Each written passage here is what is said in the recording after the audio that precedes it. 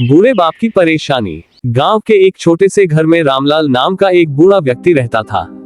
उम्र के साथ उसका शरीर कमजोर हो गया था और वह ज्यादातर समय अपने चारपाई पर बैठा रहता था। रामलाल के 3 बेटे थे, रमेश, सुरेश और महेश। सभी बेटे शादीशुदा थे और अपने अपने परिवार के साथ रहते थे। रामलाल ने अपनी जवानी में बहुत मेहनत करके अपने बेटों को पढ़ाया लिखाया और उनका घर बसाया। लेकिन जैसे जैसे समय बीता, बेटे अपनी अपनी जिम्मेदारियों में उलझ गए। कोई भी अपने बूढ़े पिता की देखभाल करना नहीं चाहता था। रामलाल को छोटी छोटी चीजों के लिए दूसरों पर निर्भर रहना पड़ता था। खाने पीने से लेकर दवाई तक सबके लिए उसे बेटों के आगे हाथ फैलाने पड़ते थे। लेकिन बेटे और बहुएं उससे बोझ समझते थे। एक दिन की घटना। एक शाम रामलाल ने अपने तीनों बेटों को बुलाया और कहा, बेटा, मैं अब और ज्यादा नहीं जीऊंगा। बस इतना चाहता हूँ कि मेरे बाद मेरी जमीन का बंटवारा ठीक से हो जाए। जैसे ही बेटों ने जमीन का नाम सुना, उनकी आंखों में लालच चमकने लगी।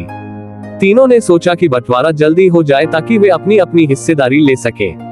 लेकिन तभी रामलाल ने एक शर्त रखी, मैं अपनी जमीन उसी को दूंगा जो मेरी आखिरी दिनों में पूरी देखभाल करेगा।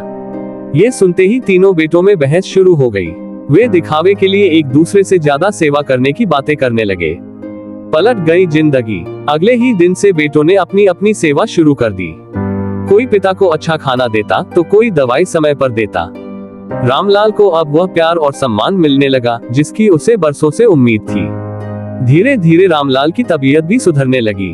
उसने महसूस किया कि बेटे सिर्फ लालच के कारण उसकी सेवा कर रहे हैं, लेकिन फिर भी उसे खुशी थी कि उसके आखिरी दिन सुकून से बीत रहे हैं। कुछ महीनों बाद रामलाल ने सभी को इकट्ठा करके कहा, बेटा, मैंने अपनी जिंदगी में यही सीखा है कि प्यार और सेवा से बड़ा कोई धन नहीं है। जो अपने माता पिता की सेवा करता है वह असल में अपनी आत्मा को शुद्ध करता है। जमीन का बंटवारा मैं कर दूंगा, लेकिन मेरी यह इच्छा है कि तुम हमेशा एक परिवार बनकर रहो। रामलाल की बातों ने बेटों को सोचने पर मजबूर कर दिया। उन्होंने समझा कि जमीन और धन तो कुछ समय का है, लेकिन माता पिता का आशीर्वाद सबसे बड़ा खजाना है। माता पिता का सम्मान और देखभाल हर संतान का फर्ज है। उनकी सेवा न केवल हमारी जिम्मेदारी है, बल्कि हमारा कर्तव्य भी है।